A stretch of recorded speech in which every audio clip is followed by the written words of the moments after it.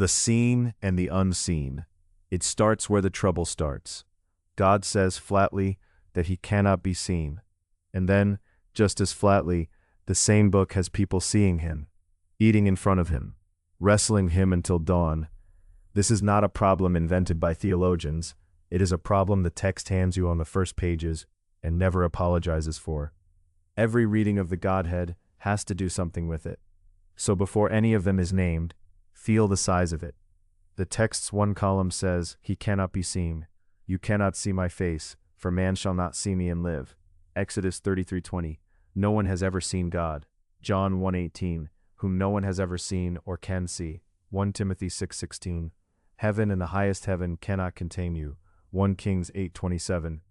The other column says he was seen, and not in a vision from a safe distance. Hagar names him a God of seeing. Have I really seen him who sees me and lived? Gen 16:13. At Memra, Yahweh appeared to him as one of three men who eats under the tree. Gen 18. Jacob wrestles through the night and calls the place Peniel. I have seen God face to face, and yet my life was delivered. Gen 32:30. Moses meets him at the bush. X3. Joshua falls before the commander of Yahweh's army, who tells him to take off his sandals. Josh 5:13-15. And 70 elders saw the God of Israel. They beheld God and ate and drank. X 24:9-11. Both columns are scripture. Neither blinks. How the room reads it. The most careful reader in the room is the strict monotheist, the observant Jew, and the Christian Unitarian who stands with him, and his reading deserves full respect because it is guarding something true. God is transcendent. He is not a body. No one has seen God means what it says. So when the text says someone saw God, he reads it as accommodation. God condescending to human language, or sending a created messenger who carries his authority. And he has a real principle behind it.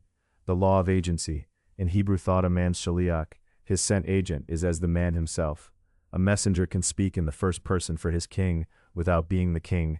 On that principle, the angel of Yahweh speaks as Yahweh because he is sent by Yahweh, not because he is Yahweh. This is not a weak reading. Held at full strength, it carries a great deal of the data, and it protects the thing the whole Bible is most jealous about.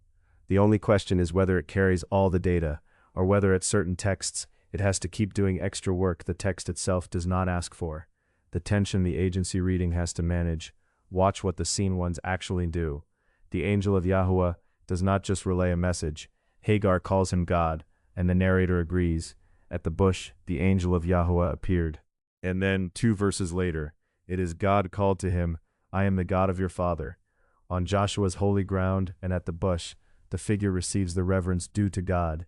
And that matters, because elsewhere, when John falls at an angel's feet, the angel recoils. You must not do that. Worship God. Rev 22:9. A true messenger refuses the worship. These figures do not. And at Peniel and at Sinai, the text does not say they saw an angel. It says they saw God and lived to eat and drink. So the agency reading survives, but it has to be reapplied at every one of these scenes, and at each one, it strains a little harder against a narrator who keeps saying not an angel of God, but God. The anchor, one chapter says both. The cleanest place to test it is Exodus 33, because the contradiction sits inside a single chapter, and the chapter resolves it itself. 33:11. Yahuwah used to speak to Moses face to face, panim el panim, as a man speaks to his friend. 33:20. You cannot see my face, panim, for man shall not see me and live. Same chapter, same word, panim, both true. And in between, Moses asks to see the kavod, the glory, and the answer, 33:21-23, draws the line. Moses may see God's back, his goodness passing by, the proclaimed name but not the face, and live. The chapter is not embarrassed, it distinguishes. There is a mode of God that can be encountered, spoken with face to face, walked with, and a mode that cannot be seen and survived. The text itself, not a theologian, has just said God comes in 2 modes, the encounterable and the unapproachable. And the New Testament states the same thing in one line. No one has ever seen God. The only God who is at the Father's side has made him known. Exegezeto, the word behind exegesis. He explained him, drew him out into the open. John 1:18. The unseen God has someone whose whole office is to be the seen of the unseen, the diagnostic, and a category older than the church lay that line down as a rule and watch it work everywhere. The one who is seen is the manifestation. The source is never the thing seen. Hagar's god of seeing, the figure in the flame, the one on Sinai's pavement, the wrestler at Peniel, all the encounterable mode. The no one can see God texts are never embarrassed by them, because the canon runs both modes the whole way through. This is not a Christian invention read backward. The raw material was already in the Hebrew text, what scholarship later called the two powers in heaven, a visible Yahuwah figure alongside the invisible one. The inference was available enough that the rabbis eventually had to rule it out as dangerous, which is itself the evidence that the text invited it, the pattern Alan Siegel traced in two powers in heaven, and the Aramaic Targums, read aloud in those synagogues, routinely render the one who walks and speaks and appears as the Memra of Yahuwah, the word of Yahuwah. The Memra reading does not lean on what the Targumists meant by it. That is contested and handled honestly later. The point is only that Israel already had a word for the encounterable one. The category was waiting. Now look again, with a two-mode structure on the table, drawn by Exodus 33 itself. Rerun the readings. Strict Unitarianism is the strongest non-divine reading, and it is not falsified here. The agency principle genuinely accounts for much of it, but it must treat every saw God as shorthand and every worship-receiving figure as an exception, and it works hardest exactly where the text is plainest. X 33:11 and 33:20 in one breath. They saw God and ate. It survives. It does not come free. Modalism has no trouble here at all. God appears as God. Its bill comes due elsewhere, when the seen one and the unseen one are both present and distinct. Arianism reads the seen one as a created agent, but then a creature is called Yahuwah by the narrator and receives the worship angels refuse. Strained. The Memra says simply, the seen one is the manifestation, the encounterable mode of the one Yahuwah, and the unapproachable source is never the thing seen. It reads Exodus 33 with no extra move, because the chapter already drew the line. Trinitarianism reads these as the pre-incarnate Son, the Christophany. The Father is unseen, so the visible Yahuwah is the Son. It and the Memra reach the same reading here by different routes.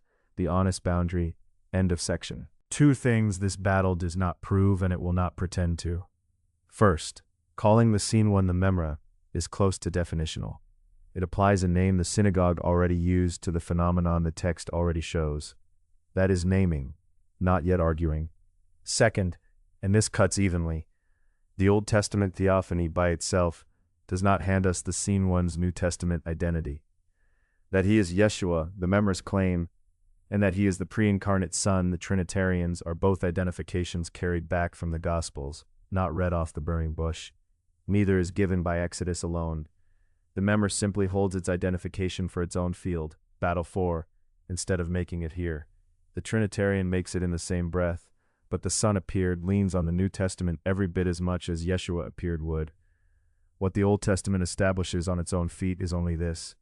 The one seen is a distinguishable Yahuwah manifestation, full stop. Which later name he bears is a later question, and it is a later question for every reading at this table. The receipt reading reads plainly must interpret tag INONON. Strict Unitarianism, no one can see God. The Transcendence texts. Every theophany is accommodation agency, reapplied each time the worship-receiving figures, saw God and ate. Plausible, survives by the agency principle, but works hardest where the text is plainest. Modalism, God appears as God, no strain here. Nothing here, its cost is the distinction texts. Plain here, build elsewhere. Arianism, the seen one is a sent, lesser agent, a creature named Yahuwah by the narrator, receiving worship angels refuse. Tension.